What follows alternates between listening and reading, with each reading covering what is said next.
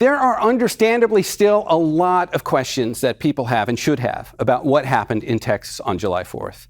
I want to take a few moments with you here to discuss one small corner of that discussion. What role did climate change play? How high is our confidence in that role?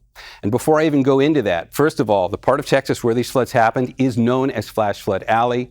This flood would have happened regardless of climate change. However, the intensity is probably different. And I can give you a simplified way for why we would understand that and why it's something here in California we should also keep in mind. Hydrological whiplash is a term that is getting used a lot more, and it talks about dramatic swings between bigger storms, bigger rains when they happen, and deeper droughts when they happen. So let's get a little background science into how this notion of hydrological whiplash, which here at home in California has certainly started to get our attention with the extent of our deep droughts, and then the intensity of the atmospheric rivers when they come. So let's go to Texas for a second. If you look at Texas, this is a map of water vapor on here. So we're just looking at the water vapor in the atmosphere. On the morning of July 4th, the amount of water vapor over Texas, in particular the hill country which flooded, was measured at near record levels. In other words, to the degree that we've been looking at water vapor in the atmosphere over this part of Texas for early July, we had never witnessed as much water vapor available in the atmosphere as we did on the morning of July 4th. So for that location on that day, there was more water vapor than we'd ever seen in the historical record since we've been keeping track of that. Let's come over here and we'll talk about how climate change likely played a role in us reaching that statistic. What we know about climate change is the warmer you make the atmosphere, you've now got a bigger sponge to hold more water vapor. Think of it, the volume just goes up. Warmer air wants to and can hold more water vapor in it. It's a fundamental fact of physics. So we've warmed the atmosphere right now about 2.7 degrees Fahrenheit. 1.5 degrees Celsius is the term you're going to hear all the time. That's what they discuss in the climate community to have that benchmark figure that they can all have the same conversation. They do it in Celsius. 1.5 is a big number because we're about to cross that.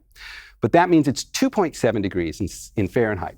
So since we've warmed the atmosphere 2.7 degrees in Fahrenheit, that means the atmosphere, if you do the math on this, is now capable of holding about 10% more water vapor than it used to. That's a huge number.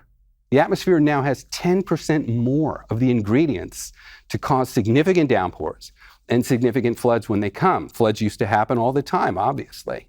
But now the atmosphere's got a significantly higher degree of ingredients to make those floods that much worse. So we can likely think of that in terms of where climate change was playing a role here. We know what the water vapor was measured over Texas on July 4th, and we also know that fundamental fact of physics, which also works on the other end of the spectrum, by the way. Here's the hydrological whiplash aspect of this.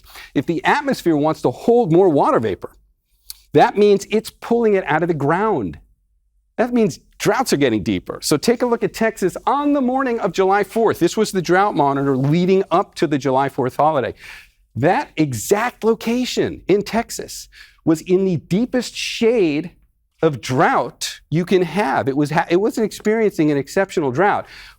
Warmer summers, much warmer springs, summers, has been really developing deeper droughts, and that exact location of Texas is almost like a poster child when we think about hydrological whiplash. And when we think about events like that happening in another part of the country, which certainly grab headlines and break hearts and just drive so many questions on so many levels. How could the response have been better? Was the messaging not enough? Did climate change play a role?